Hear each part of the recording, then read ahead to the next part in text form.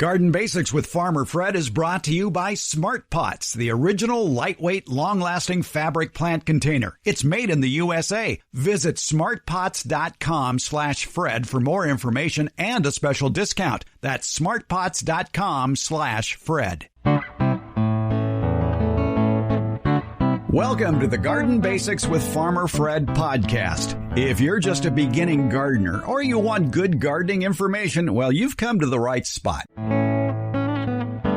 One listener writes in and asks, what is boring the holes in my Fuji apples? Well, more than likely, it's the larvae of the codling moth, a pest that commonly attacks apples and pears. Unfortunately, codling moth is one of the more difficult pests to control in the garden. However, America's favorite retired college horticultural professor, Debbie Flower, is here, and we have tips. Also, the plant lady, Marlene Simon, has advice on how to protect your outdoor succulents from the ravages of a frost or freeze this time of year. We're podcasting from Barking Dog Studios here in the beautiful Abutilon jungle in suburban Purgatory. It's the Garden Basics with Farmer Fred podcast, brought to you today by Smart Pots and Dave Wilson Nursery. Let's go. We like to answer your garden questions here on the Garden Basics podcast. Debbie Flower is here, America's favorite retired college horticultural professor. We get a question from Roland. He is in the high desert in Southern California, Zone 9B. He says, hello, Farmer Fred. My name is Roland, and I'm in a desperate need to get an answer to what's boring the holes in my Fuji apple. Apples, holes. Sounds like codling moth. Sure does. Yeah. And what's interesting is you could probably cut that apple open and not find the pest. It could have escaped. It could have, yeah. Right? Or you find it and you just cut it out and eat the rest. Yeah. Controlling the codling moth, wow, what's their range? Miles. Yeah, they're flying so that the moth can travel, and things that fly are often difficult to control, but they lay eggs on the outside of apples and pears, and then the eggs hatch and the larva bore a hole into the fruit where they eat the fruit and grow bigger, and eat the fruit and grow bigger, and eventually pupate and become a moth. That's what's causing the damage. And it starts all over again. Yes, there's multiple generations. Yeah, was it like 3, I think? It's several. Yeah. And you almost have to be a mathematical genius if you want to try to calculate when the codling moth is going to hit your yard. It's a matter of growing degree days. I'll let you figure that one out. Right. Another way to find out if the codling moth is in your trees is to check your plants. Go out and look at those apples. Unfortunately, apples bloom in a cluster, so there will be 5 flowers in a cluster. The central one is called the king flower and typically believed to make the bigger fruit if you remove the 4 around it. The king flower? The king flower, wow. Yeah. But many people don't do that kind of thinning. Nature does some thinning on her own. But if all or multiple of those flowers develop, you often have fruit touching each other in that cluster. The codling moths often lay their eggs where the fruit touch each other.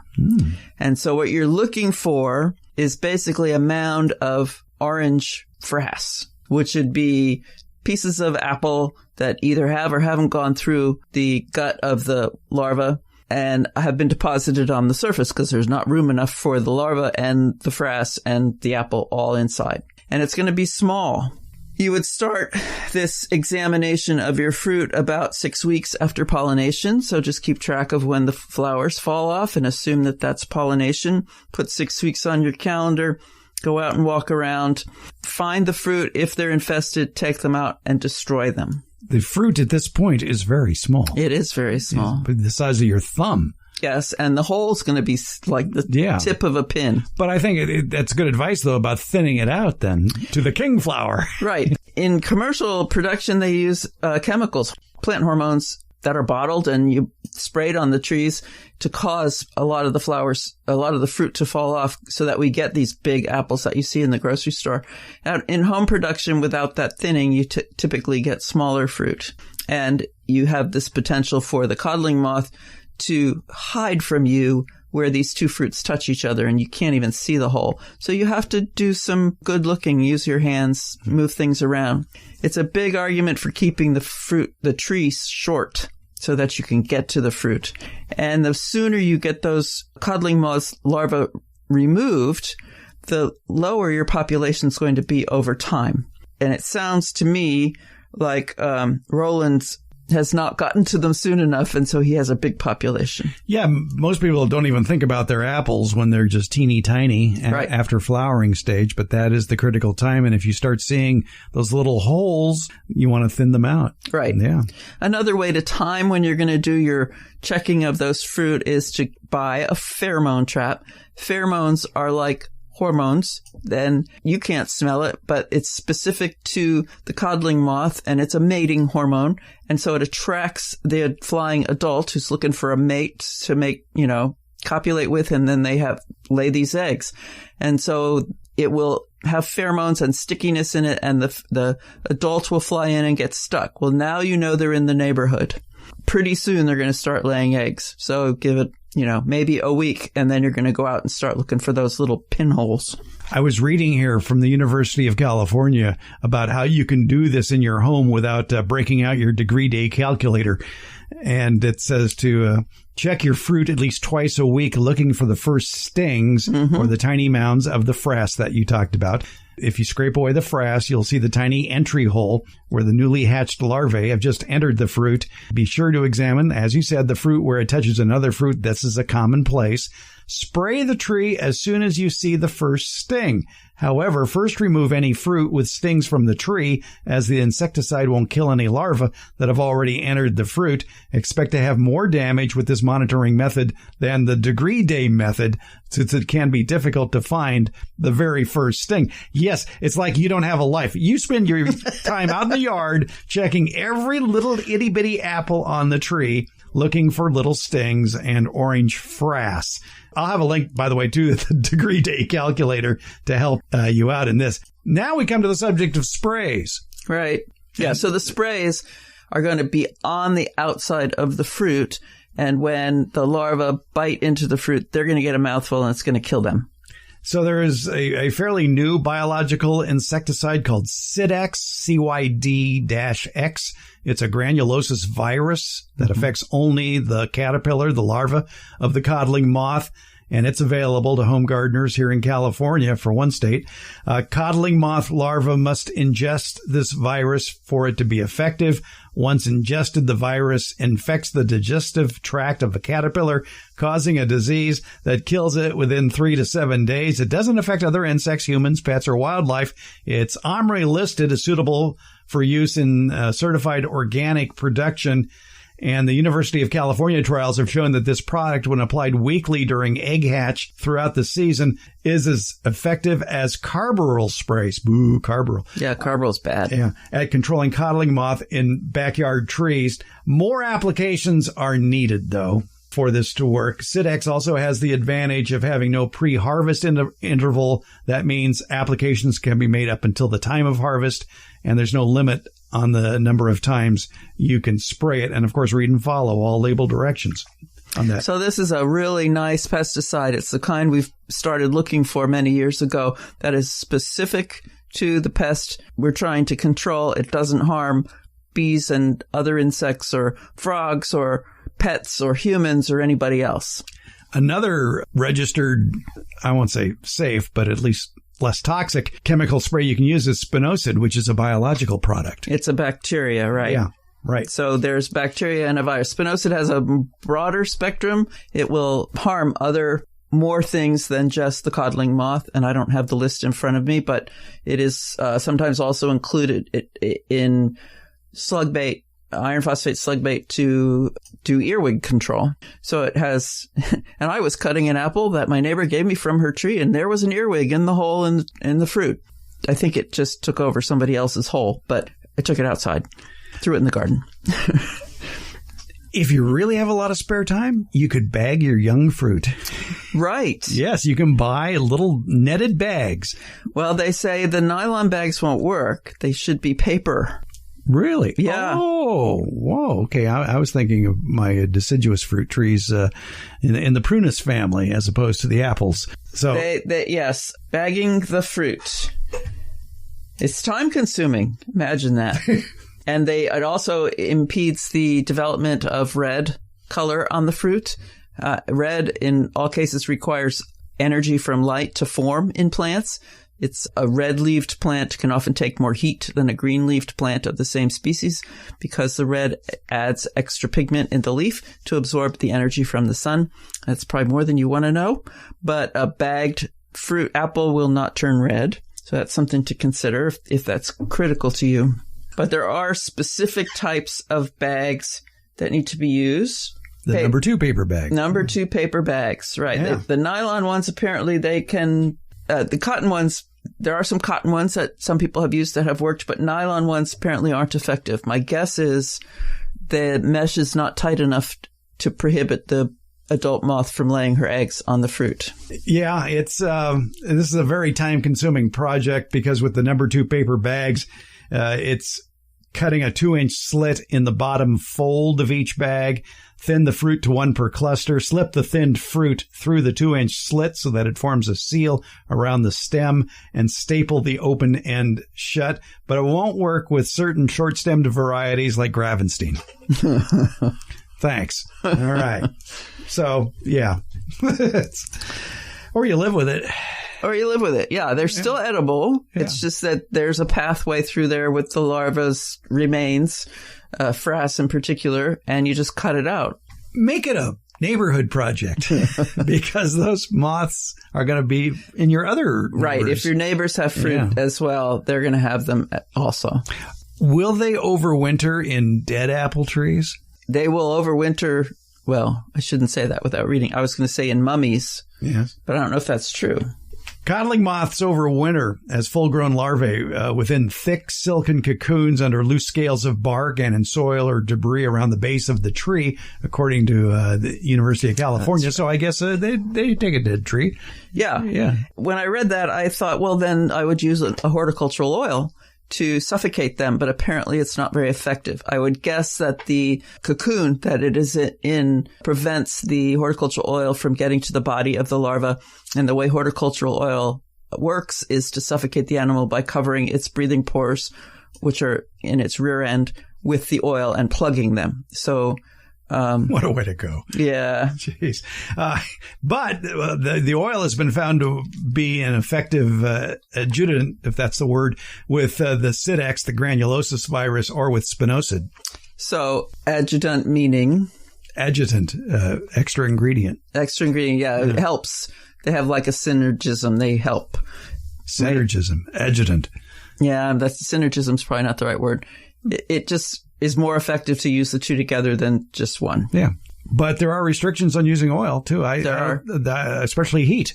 Yes, and we get heat fast, or can get heat fast in spring. So there's that. So read and follow all label directions. I like the idea of just thinning to 1 fruit. I mean, that's going to give you bigger apples for one thing. Right. But it's a lot of work. It is. Yeah. And then watch for the infected fruit, the stings. Or you go to the farmer's market on Saturday and buy apples. Yes. I've sometimes, in frustration, thought about not growing edibles, just going to the farmer's market, grow flowers instead. But there's that, yeah. Mm-hmm. I understand that, yeah. So, Roland, chances are that boring pest is a codling moth, and we'll have all sorts of links in today's show notes about codling moths and growing degree days and all that fun stuff there. Thanks, Debbie. You're welcome, Fred. Smart Pots. It's the original award-winning fabric planter. It's sold worldwide, and Smart Pots are proudly made 100% in the USA. Smart Pots, by the way, are BPA-free with no risk of chemicals leaching into your soil, your herbs, vegetables, and other edibles. That's why organic growers prefer Smart Pots, and they last for years. Some gardeners have been using the same Smart Pots for over a decade. Smart Pot's breathable fabric creates a healthy root structure for plants. Because the fabric breathes, Smart Pots are better suited than plastic pots, especially for really hot and really cold climates. And unlike a plastic pot, the fabric won't crack or break from frost or when dropped. For more information, visit smartpots.com/Fred. And don't forget that /Fred part, because on that page are details of discounts when you buy Smart Pots at Amazon. Visit smartpots.com/Fred. If you have succulents, you know the danger of frost, and it depends really where you live. In USDA Zone 9, the average frost season is usually December 1st through March 1st. In Zone 8, December 1st through April 1st. USDA Zone 7, November 15th through April 15th. Anyway, if you have succulents, be it probably USDA Zones 9, 8, or 7, you need to protect them when the temperature is threatened below 32 degrees. We're talking with Marlene Simon, host and producer of the Flower Power Garden Hour podcast. You can find her on Instagram, Facebook, and YouTube at Marlene the Plant Lady. And she works with succulents every day. Marlene, what is it you do for a living? I call myself the staff horticulturalist. So horticulturalist, I take care of plants at the UC Davis Botanical Conservatory. In our collection, we haven't counted, but we think we have around 4,000 different species of plants. And a lot of them are under glass. And these are plants that obviously can't grow outside in our area.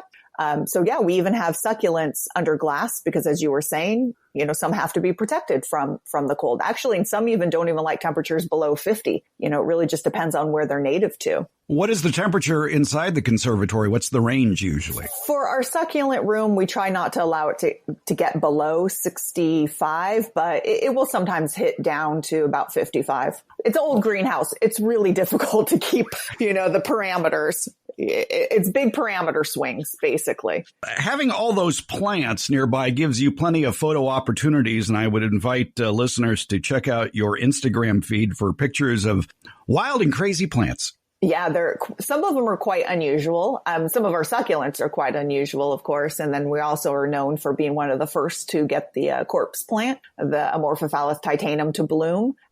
We have a collection of carnivorous plants and the miracle berry, the one that when you eat something sour, you eat a miracle berry and afterwards it makes the sour taste sweet. So, we have a hodgepodge. Some very rare plants, too. By the way, the corpse plant is true to its name. If you like the smell of rotting flesh, take a gander, take a sniff the next time somebody in your area says a corpse plant is blooming. Mm-hmm. Yeah. If you know the smell of death, it's a very distinct smell. People are like, how do you know the smell of death? Well, we have rats that die in the greenhouse. And well, there's that, yes. And it's a fly trap, too. Well, it's pollinated by flies and dung beetles. So they like that smell because they like rotting things and dead things, and they lay their eggs on it because that's what their babies eat. But then they get tricked and they lay their eggs on it. But as they're walking around the flowers, they pick up the pollen and move to another one. Folks, I bet you didn't know flies could be pollinators. Number three pollinator in the world. Whoa. Yep. Okay, well, then who's number one and number two? Number one, bees and wasps. They group them together. Number two, butterflies and moths. And number three are flies. Wow. Yeah. So be careful with that fly swatter out there. Yeah. Maybe not so much your house flies, but. Yes. All right. Well, we're here to talk about succulents and frost. Who knows more than you? I don't know. Well, a lot of people do about succulents. There are some amazing, amazing collectors out there. Let's define, first of all, what a succulent is. Perfect. Okay. So, I get this, I posted a picture of a cactus and they're like, oh, isn't that in the succulent family? So a succulent is just basically even saying it's a descriptor. It's saying almost like a shrub or a ground cover. A succulent is any plant that has an abundant or more than, quote, normal amount of moisture stored in their leaves or stems. And of course, most of them are found in dry desert areas, but not necessarily. I even consider plumeria succulent-like. So really, it's just a way of storing water for them. And there's a whole bunch of different succulents in different families. Of course, the most famous family is probably the cactus family, which is the Cactaceae. And then you have the Euphorbia family, which is found all over the world. Your Crassulaceae family, Echeverrias and sedums that people quote are the cute ones. Dideriaceae family, that's only found on Madagascar. we even consider, like I said, the plumeria. There's even members of the cucumber that are considered, quote, a little bit succulent. And talk about growing plants outside their home region. How many people have gone to Hawaii, marveled at the plumeria, and then bought a root over there, brought it home, sprouted it, and next thing you know is it's looking beautiful out there on the back porch, and then October comes, and all of a sudden it sort of goes in decline, and that's why a lot of people bring their plumerias indoors in the wintertime. That is correct. And that's really the safest way. A lot of times you can, like at the conservatory, we have multiple ones, but they're between the greenhouses. They're tucked in amongst plants. So the two greenhouses, of course, radiate some heat. They're undercover because as they drop leaves and go dormant, you want to taper off the water. So you don't want the winter rains to just bombard them. So if you bring them inside, expect for them to drop their leaves and then taper back the water. But then, yes, move them outside as soon as you can, because as soon as they break dormancy, there's not enough light inside. Even by a sunny window is still not as sunny as a filtered shade area. Spider mites are a huge thing with plumeria too. So if you don't kill it with the frost, spider mites are going to get them. If it isn't one thing, it's another. Of course. Yeah. Yes. Well, I guess a good tip then for those raising succulents in climates that get below 32 degrees would be keep them in containers you can easily move. Yeah. So, as I was describing succulents, they're found all over the world. There's even a cactus species up in Canada. So that cacti species could handle like negative 20 degrees. And if you look at some of our deserts in SoCal and Arizona, there's cacti covered in snow. For the most part, a lot of cacti, because they're only found in North and South America, if they're not from South America in the tropical regions, they could handle being in the ground as long as there's good drainage. That's key through the winter. Now, if you take a certain aloe from one location from South Africa, that their temperatures never get below, 45. It could be a 45 degree night or a 40 degree night. That could be detrimental to your plant. So when people ask me, what should I do to my succulents for the winter? I say, well, if you don't know where they're native to, or you don't know the name and you can't research where they're native to, when in doubt, of course, grow them in pots so you can move them either inside or up close to the house. Cover them with a sheet, of course, not plastic. Take it off, the next day when it warms up. And then if you have it in the ground and it hasn't gone through a winter, cover it.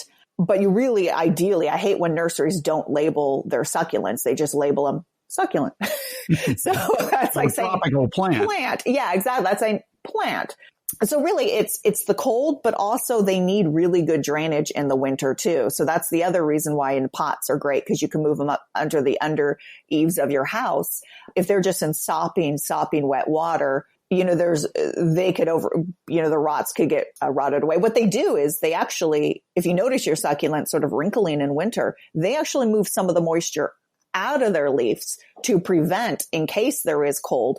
You never want to go into a frost with your succulent well watered in, because that's like, if you put water in something and you freeze it and it expands, it could literally burst cells. Whereas with leafy plants, you want to go into a frost with them well watered in, because if they're not, that means they're stressed and they're not going to handle the frost as well. So if you notice your succulents sort of wrinkling, it could be that it's moving the moisture out and it's protecting itself. It's doing its job for you. Excellent tip, because a lot of people who live in citrus growing regions are very used to watering their citrus before an expected frost or freeze to sort of insulate the soil from lower temperatures. However, succulents, different story. You don't want wet succulent soil going into a frost or a freeze. No, you don't. It's just the way their vascular system is. They have way more moisture. If there's any damage that occurs on the roots, and bacteria enters, it just has a field day with all that moisture.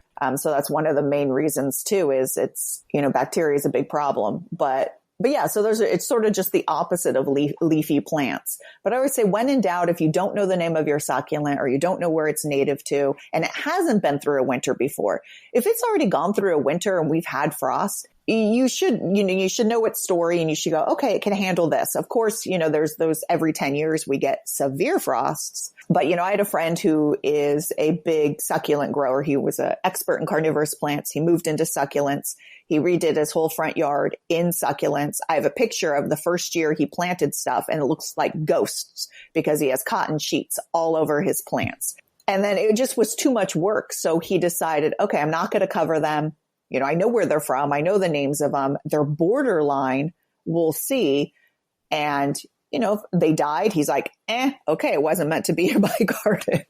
Yep, so. Exactly. You got to try it and see what happens.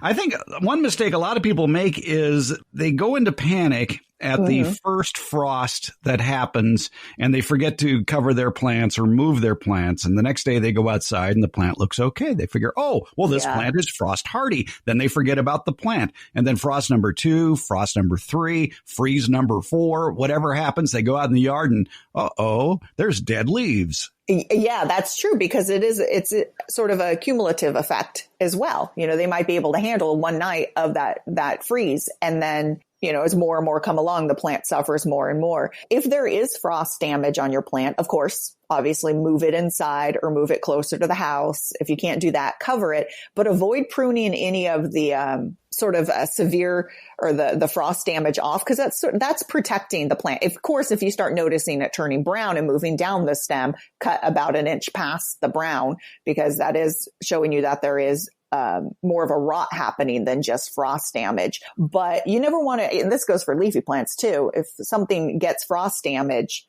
leave it on there, because it's sort of protecting and acting as a barrier for the future cold. But wait until spring when plants are actively growing to remove that, especially your succulents. When they warm up, then they could heal those wounds easier when you cut them. You had a good point on a recent Instagram post about covering plants with frost cloths, and you stressed that frost cloth has to extend all the way down to the ground. Yeah, or under a pot if you have it in a pot, or if you can't tuck it underneath a pot, at least pin it to the soil in the pot. Yeah, so I say it's ghosts or lollipops, and I think I read that somewhere, so it wasn't like I was that creative and came up with that.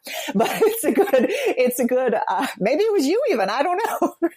So when you see, think of a ghost. That sheet should be all the way down and pinned to the soil, and the reason being is if you have moist soil, it's going to radiate heat up. And that's going to create a nice little greenhouse effect around that whole entire plant. Plus, you don't want the trunk being exposed as well. If you make a lollipop and just sort of leave the trunk exposed and you have the top just covered like a lollipop. So you're not getting the benefits of the soil heating up the plant. And you're also leaving the trunk exposed. And to a certain extent, sometimes that are really frost sensitive, even, the roots, the soil. So yeah, make ghosts and not lollipops.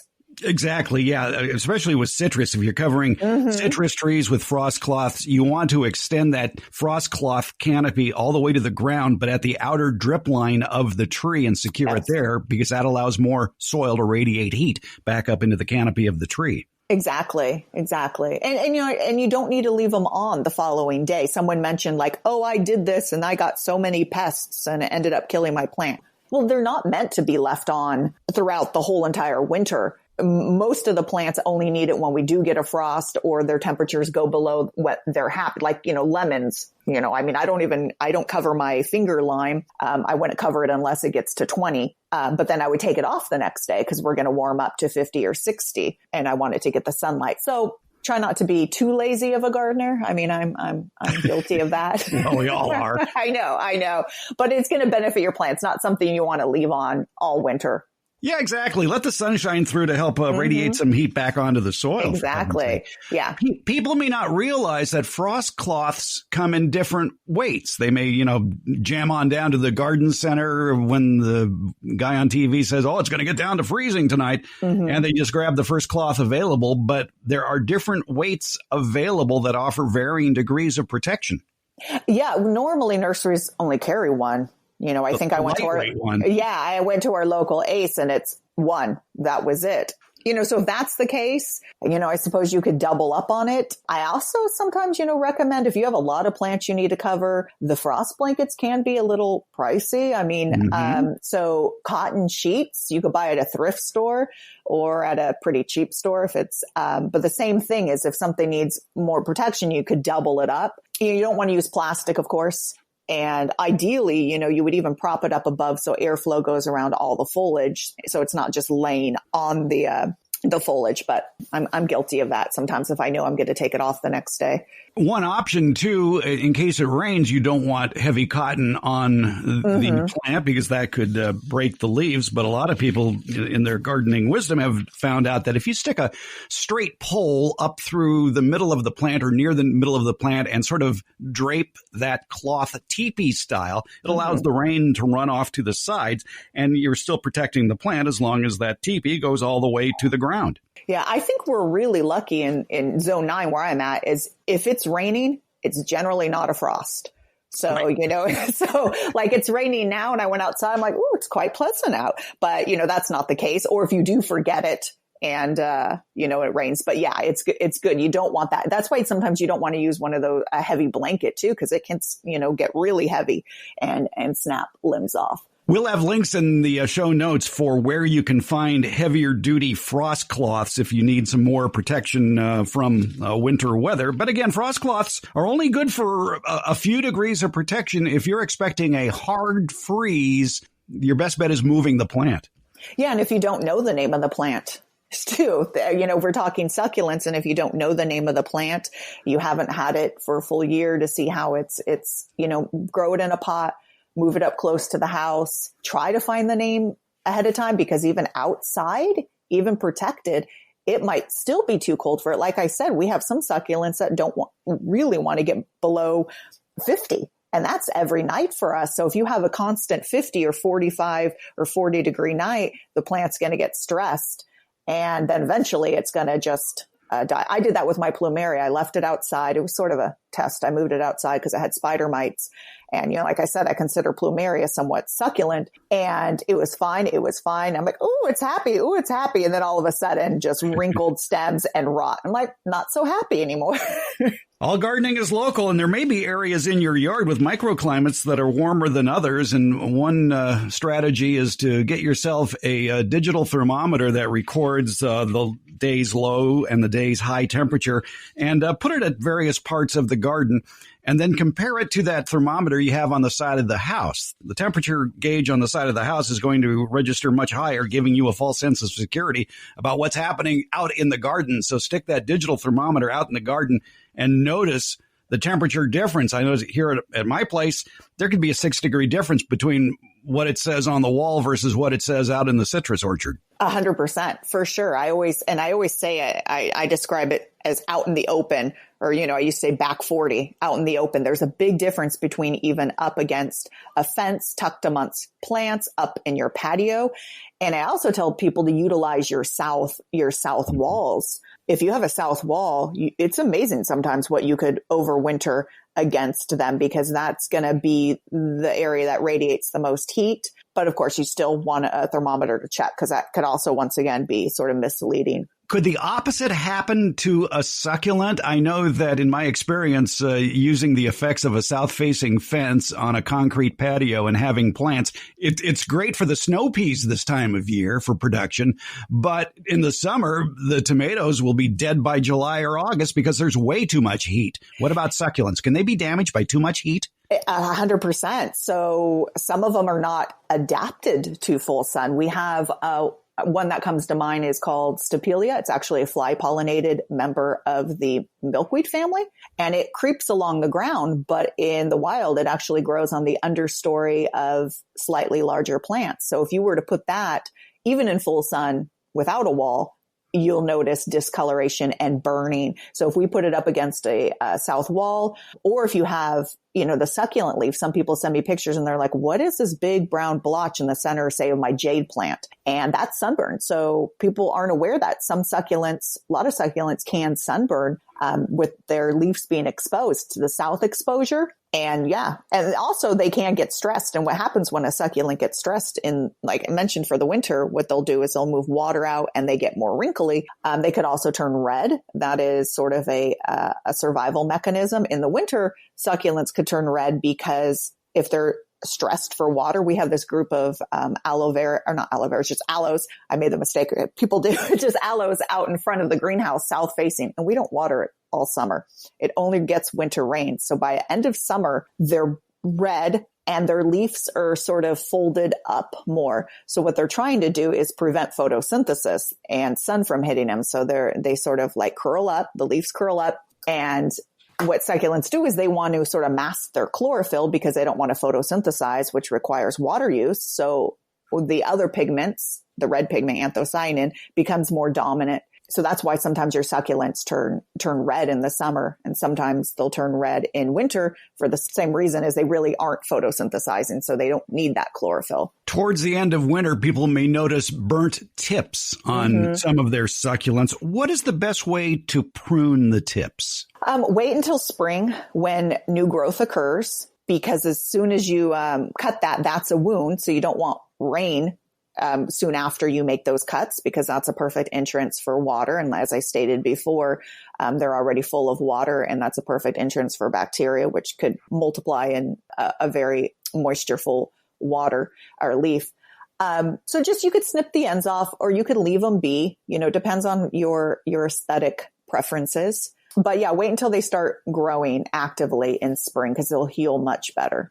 I would think, too, in considering aesthetics, you might want to prune that leaf in the shape of the other leaves of the plant. If the leaves come to a point, yes. Prune it to a point. Yeah, we have prayer plants, marantas. And we have a collection of them in the conservatory, and that's one of our students' tasks. That sometimes when we're like, okay, we won't have them scrub floors or clean pots, we'll have them do something fun. Or if we know we have a big group coming through, because they're notorious for getting brown leaf edges. And so we'll have them take a little pair of scissors and just sort of trim around the leaves. So yeah, we want them to trim in the shape of the leaf so it looks au naturel. There you go. Anything we left out here? I really can't stress enough that, succulents, it's not a family. It's not one big group of plants that are all grown the same. It's really important to know, if you can, the name of the plant, because that will, one, prevent you from going, moving it if you don't have to. It'll make your plant much happier.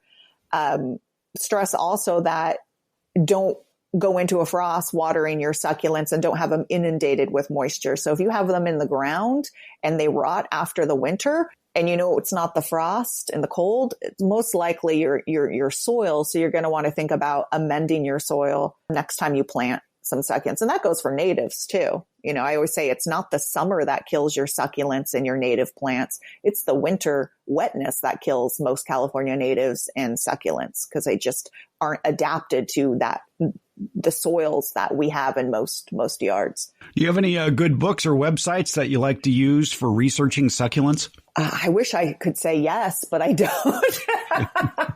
I think I'm looking up, so I'm in my office and I'm looking up, and we have just like rows and rows of succulent books.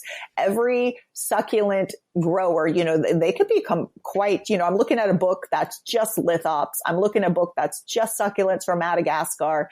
But, I don't know how you feel about Dave's Garden online, if you like it or not. What I find I like the best about it is at the very bottom is he has a list of where people are growing the plant at. And that's what I utilize the most. So you have to sort of know the name of the plant. But to me, that's beneficial, because a zone could tell you, okay, yeah. But then if you say, oh, wait a minute, that town's next to me and someone's growing that, or that's my town, or that's local to, close to me, and they're growing that successfully, then okay. Except for the fact that all gardening is local, and they may be growing that plant in a microclimate in their own yard that may be difficult to emulate in your own yard. But it's a step. It's a start. It's a start. It's a start. And that's it. And that's why I can't stress enough knowing the name of the plant, the succulent. And I wish nurseries would instead just send out, a generic tab, label on them that just says succulent, or even the family, because, euphorbias are found all over the world, and poinsettias in it. And then you have other tropical ones, but then you have other euphorbias, a California native euphorbia that can handle our cold just fine. Even the family sometimes isn't a great descriptor of it. One of the best succulent books I know of for gardeners, and it's in English, so that helps. Yeah, but there are botanical names as well, is by Robin Stockwell, and it's simply called Succulents. Yeah, I don't tend to, I look online a lot more. I have great resources because some of my coworkers and friends are expert growers. So I utilize a lot of, I would say your local, there's a lot of local garden cacti and succulent clubs. Yes. And if you want to get into it or know a little bit more, I recommend joining one of the clubs. A lot of them are doing their meetings through Zoom. And I think that's actually helping maybe grow the garden clubs. But yeah, I recommend joining a garden club because you could get cuttings. And two, the people in there have been growing for years and years and are a wealth of information. And they're typically, of course, from your area. So yeah, as long as you can deal with prickly people. Yeah. All right, fine. Are they prickles or are they spines? Oh, or yes, thorns, prickles, or spines. Yes. No, let's not go down that scenic path. Okay, I will. Our little 5-minute chat turned into 4-wheel drive into uncharted territory at 27 minutes. Yeah. Succulents. We learned a lot this morning from Marlene Simon, host of the Flower Power Garden Hour podcast. And you can find Marlene the Plant Lady at Instagram, Facebook, and YouTube. Does your botanical conservatory have a website? It is greenhouse.ucdavis.edu. They'll take you to a page where you could click on the Botanical Conservatory. Marlene Simon, the Plant Lady, Flower Power Garden Hour is her podcast. Marlene, thanks for keeping our succulents warm and cozy. Thank you for having me.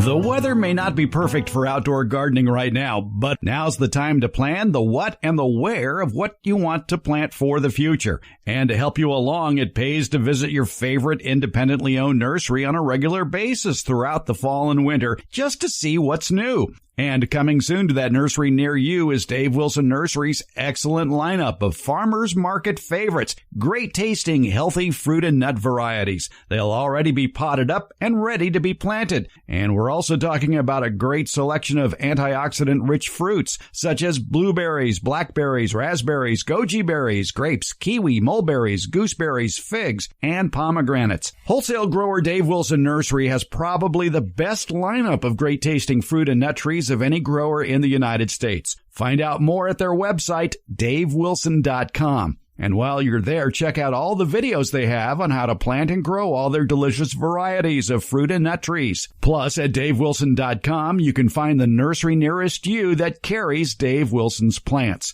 Your harvest to better health begins at davewilson.com. Hey, since we're talking about succulents this week, did you know that there are edible succulents? One is known as Portulacaria afra, which is also known as elephant's food plant. It's a succulent that you can grow in the drier, milder areas of USDA Zone 9 or in a greenhouse anywhere. And yes, elephants do eat it. Edible succulents. It's our flashback episode of the week. Succulent expert and author of the book Succulents Simplified, Deborah Lee Baldwin, talks about those succulents that are edible. And of course, I have to bring up tequila. Plus, Debbie Flower has a quick tip, strategic advice about where to put snail bait around a raised bed garden to get the best results. Give it a listen. Again, it's episode 61, originally aired back in November of 2020. It's entitled Edible Succulents. Find a link to it in today's show notes or at the podcast player of your choice. And you can find it along with a transcript at our homepage, gardenbasics.net. The Garden Basics with Farmer Fred podcast comes out once a week on Fridays, and it's brought to you by Smart Pots and Dave Wilson Nursery. The Garden Basics podcast is available wherever podcasts are handed out, and that includes our homepage, gardenbasics.net, and that's where you can also find transcripts of most episodes as well. Thank you so much for listening or reading.